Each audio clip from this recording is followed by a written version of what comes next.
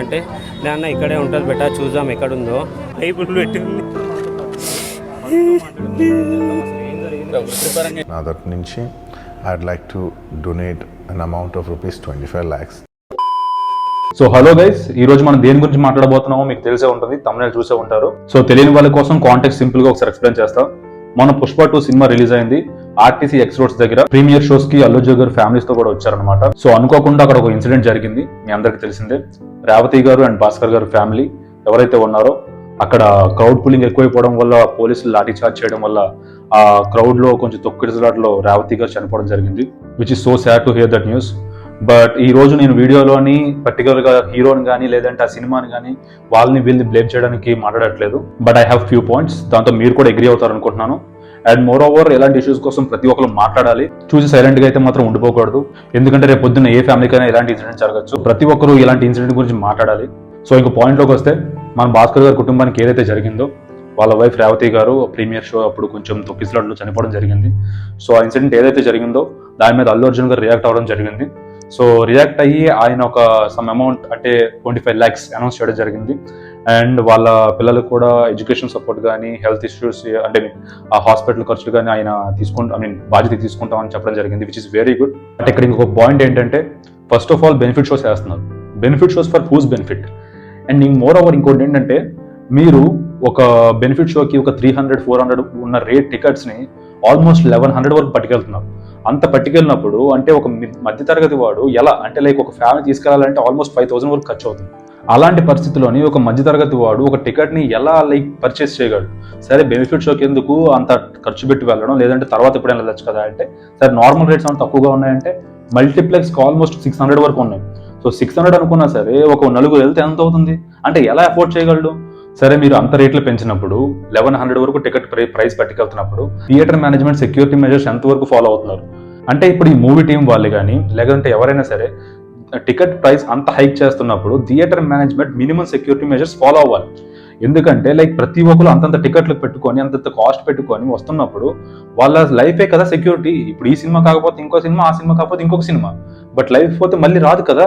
And more over Allu Arjun గారు లాంటి పెద్ద స్టార్స్ అక్కడ థియేటర్ దగ్గరికి వస్తున్నారు అంటే అక్కడ తగినట్టు సెక్యూరిటీ మెజర్స్ ముందే ఫాలో అవ్వాలి. ఇప్పుడు వాళ్ళు అప్పటికప్పుడే ఫోన్ చేసి మేము వస్తామని చెప్పేసి ఇన్ఫర్మేషన్ ఉండదు కదా. వాళ్ళకి ముందు రోజే లేకపోతే ఆ ముందే ఎప్పుడో తెలిసే ఉంటుంది లైక్ సో అండ్ సో టైంకి వాళ్ళు వస్తున్నారు, దానికి తగిన సేఫ్టీ ప్రికాషన్స్ మనం ఫాలో అవ్వాలి. లేదంటే ఎలాంటి ఇన్సిడెంట్స్ ఏమైనా అవుతాయి అని ముందే ముందే ప్రికాషన్స్ తీసుకోవాలి కదా. సరే టికెట్స్ అమ్మేసాం, ఇంకా జనాలు అందరూ వచ్చినా సరే మేము ఏం చేయగలం అంటే హౌ ఎవీన్ ఇట్ ఈస్ పాసిబుల్ అండి, నాకు అర్థం కావట్లేదు. ఇప్పుడు నేను సపరేట్ గా నేను అల్లు అర్జున్ గారిని కానీ లేదంటే మూవీ టీం గారిని ఎవరిని బ్లేమ్ చేయట్లేదు. ఇప్పుడు ఆయన సరే ఏం చేస్తారు, ఆయన ప్రీమియం షోకి చూడడానికి వచ్చారు ఫ్యామిలీతోని. అన్ఫార్చునేట్గా అలా జరిగింది. సో వాట్ ఎవర్ అమౌంట్ ఆయన ఏదైతే అనౌన్స్ చేస్తారో 25 lakhs వాళ్ళ ఫ్యూచర్ కి అది హెల్ప్ అవుతుంది, ఓకే. బట్ ఒక లైఫ్ పోయిన తర్వాత అది మనకి తిరిగి రాదు కదా. ఇప్పుడు దానికి ఎవరినైనా బ్లేమ్ చేస్తాం. అండ్ మోర్ ఓవర్ ఈ బెనిఫిట్ షోస్, ప్రీమియం షోస్ ఏవైతే ఉన్నాయో ఏవైతే చేస్తున్నారో ఇక్కడ ఈ అడల్ట్ కౌంట్ పక్కన పెడితే మోస్ట్ ఆఫ్ ద పీపుల్ ఎవరైతే ఉన్నారో వాళ్ళు టీనేజర్సే. అలాంటప్పుడు వాళ్ళు ఎక్కువ మంది వస్తున్నారంటే ఇంకా ఎక్కువ ప్రికాషన్స్ ఫాలో అవ్వాలి కదండి. సో ఇలాంటి ఇన్సిడెంట్స్ జరిగిన తర్వాత నాకేమనిపిస్తుంది అంటే ఇప్పుడు ఒక పర్టికులర్ యాక్టర్నో లేదంటే ఆ మూవీ టీమ్నో లేకపోతే వీళ్ళనో డైరెక్ట్ గా మనం బ్లేమ్ చేయలేం. ఎవరికి తెలిసి జరిగింది కాదు, ఇది అన్ఫార్చునేట్ గా జరిగింది. సో నాకేమనిపిస్తుంది అంటే, నా పర్సనల్ ఫీలింగ్ ఏమనిపిస్తుంది అంటే, గవర్నమెంట్ దీని మీద ఒక యాక్షన్ తీసుకోవాలి.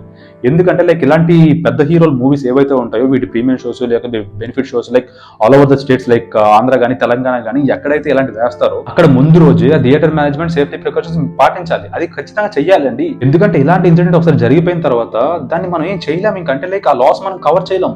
మనం ఇప్పుడు అంటే వెదర్ మనం వాళ్ళకి మనీ రూపంలో కానీ ఏ విధంగా హెల్ప్ చేసినా సరే ఆ లాస్ అయితే మనం కవర్ చేయలేం.